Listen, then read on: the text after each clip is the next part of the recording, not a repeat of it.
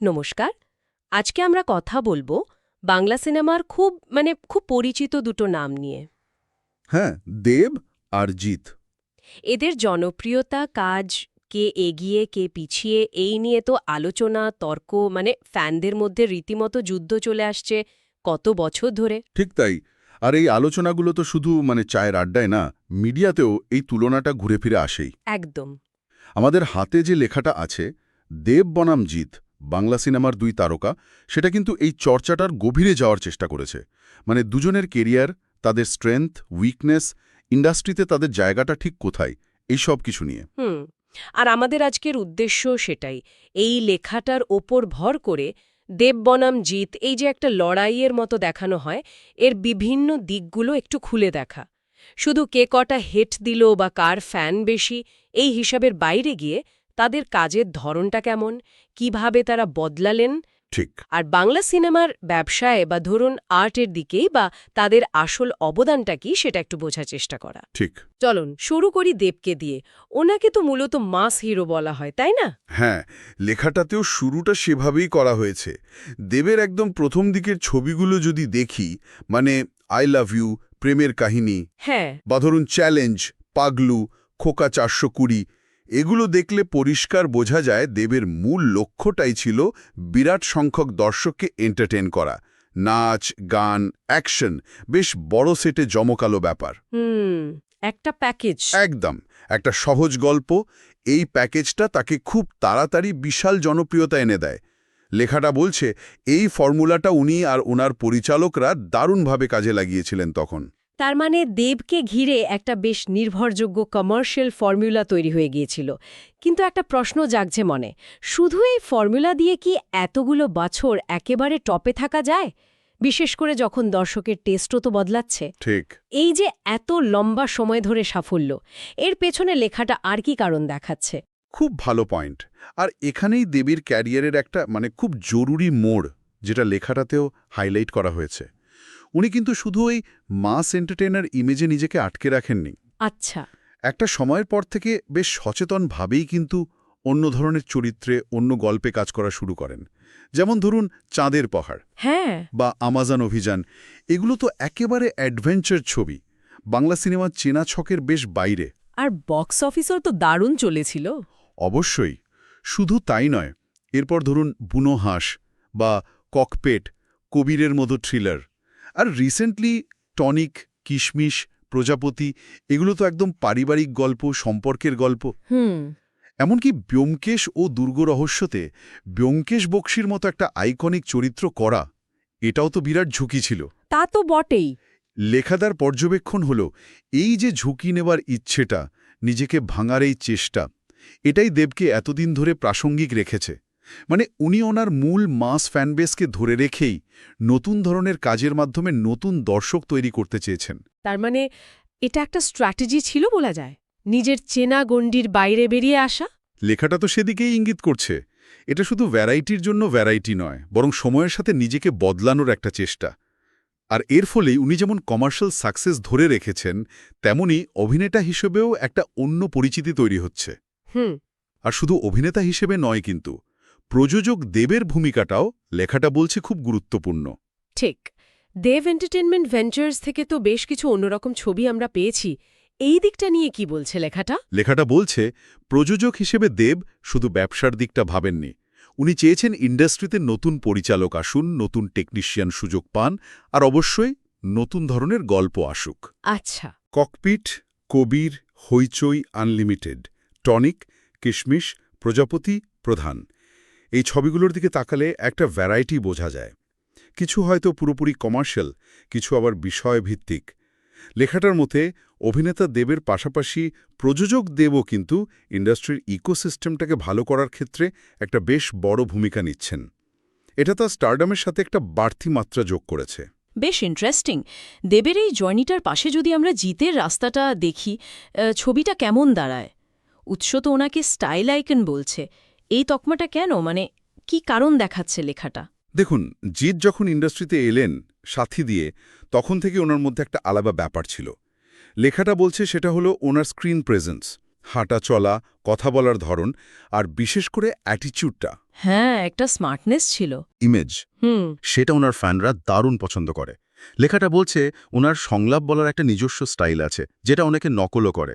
এই স্টাইলটাই ওনার ইউএসপি আর কি। অর্থাৎ দেব যেখানে প্রথম দিকে মূলত একটা এন্টারটেইনমেন্ট প্যাকেজের ওপর জোর দিয়েছেন, জিৎ সেখানে নিজের একটা সিগনেচার স্টাইল বা ব্র্যান্ড তৈরিতে বেশি মন দিয়েছিলেন। এরকম। খানিকটা সেরকমই বলা যেতে পারে। মানে লেখাটার বিশ্লেষণ তো তাই বলছে। জিতের ছবির মূল আকর্ষণ অনেক সময় উনি নিজে, ওনার mannerism, action scene, dialogue delivery, এগুলো ছবির একটা বড় জায়গা জুড়ে থাকে।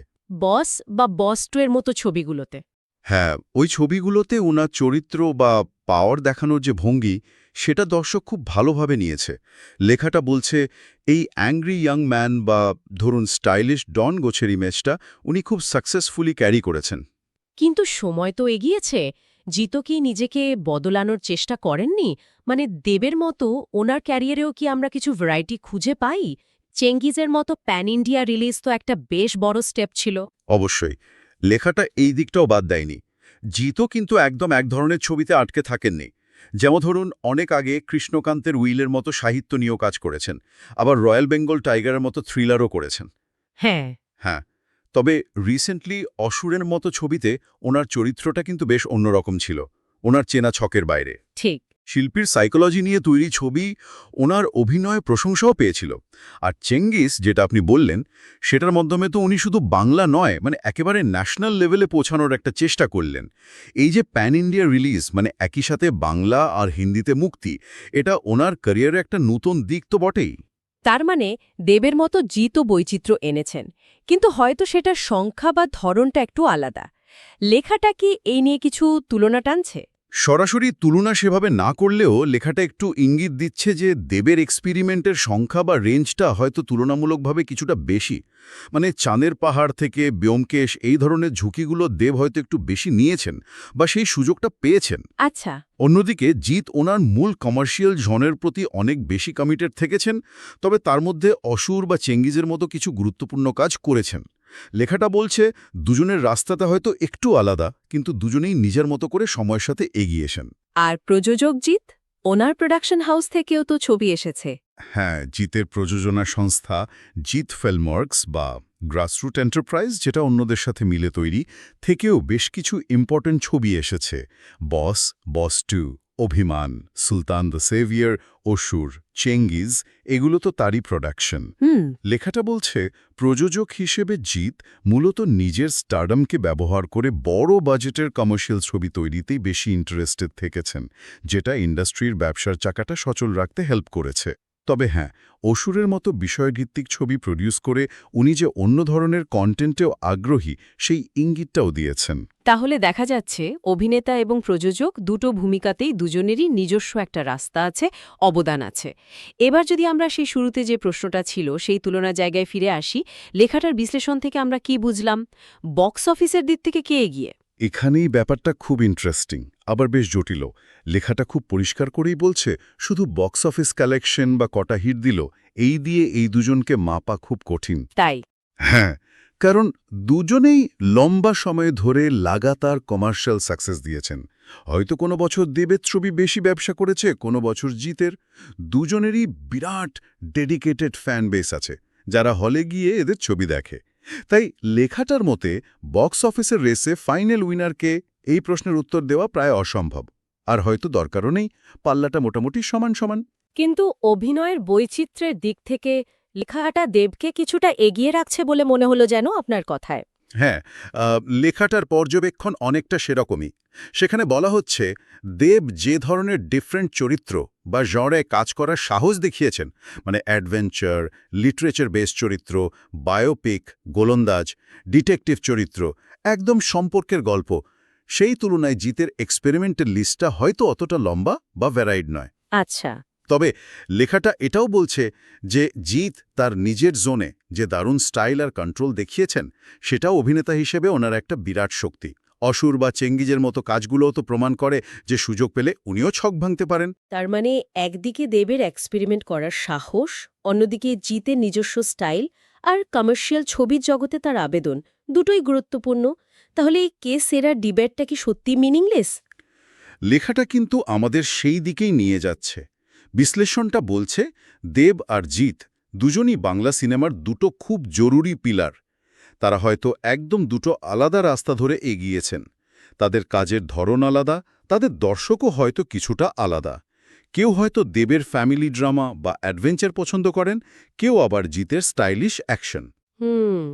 একজনের কাজকে অন্যজনের চেয়ে ভালো বা খারাপ বলে দেগে দেওয়াটা খুব সিম্পলিস্টিক হয়ে যাবে। তাহলে মূল কথাটা কি দাঁড়ালো? এই পুরো বিশ্লেষণ থেকে আমরা কি টেকওয়ে নিতে পারি? মূল উপলব্ধিটা হল এই দুজন স্টার বাংলা সিনেমাকে নিজেদের মতো করে বড় করেছেন। দেব তার এক্সপেরিমেন্ট আর প্রযোজক হিসেবে নতুন আইডিয়া দিয়ে ইন্ডাস্ট্রিতে একটা অন্য ডাইমেনশন যোগ করার চেষ্টা করেছেন। অন্যদিকে জিৎ তার জবরদস্ত স্টারডাম আর কমার্শিয়াল ফর্মুলায় দক্ষতা দিয়ে ইন্ডাস্ট্রির ব্যবসার চাকাটাকে সচল রেখেছেন, আবার নিজের প্রোডাকশনের মাধ্যমেও কন্ট্রিবিউট করেছেন। ঠিক। লেখাটার ফাইনাল কথা হল তাদের মধ্যে কে সেরা এই বিতর্কের চেয়ে অনেক বেশি জরুরি এটা বোঝা যে তারা দুজনেই নিজেদের জায়গায় খুব সফল এবং বাংলা সিনেমার জন্য খুবই দরকারি। তাদের দুজনের একসাথে থাকাটা ইন্ডাস্ট্রির জন্য ভালো। তার মানে তুলনা বা বিতর্ক যাই চলুক, দিনের শেষে দেব আর জিৎ দুজনেই বাংলা সিনেমার জন্য বিরাট অ্যাসেট। তাদের রাস্তা হয়তো আলাদা, ডেস্টিনেশনও হয়তো এক নয়, কিন্তু ইন্ডাস্ট্রিতে তাদের অবদান অস্বীকার করার উপায় নেই। লেখাটার বিশ্লেষণ আমাদের এটাই বুঝতে সাহায্য করল যে এই ব্যক্তিগত তুলনার ওপরে উঠে তাদের কাজটাকে দেখা উচিত। একদম। তাদের এই রাইভেলেরই আলোচনা হয়তো দর্শকদের মধ্যে একটা উত্তেজনা তৈরি করে, কিন্তু বড় ছবিটা দেখলে তারা দুজনেই বাংলা সিনেমার পপুলারিটি আর ব্যবসার পরিধি বাড়াতে সাহায্য করেছেন। তাদের এই কম্পিটিশনটা হয়তো শেষ পর্যন্ত ইন্ডাস্ট্রির জন্যই ভালো হয়েছে। আলোচনাটা শেষ করার আগে আমাদের শ্রোতাদের জন্য একটা প্রশ্ন বা ভাবনা রেখে যাই। আমরা এই লেখাটার ভিত্তিতে দেব ও জিতের বর্তমান জায়গা, তাদের বিবর্তন, তাদের কন্ট্রিবিউশন নিয়ে কথা বললাম। এবার ভাবার বিষয় হল এই দুই সুপারস্টার তাদের এই নিজস্ব পরিচিতি আর অভিজ্ঞতাকে কাজে লাগিয়ে ভবিষ্যতে বাংলা সিনেমাকে আর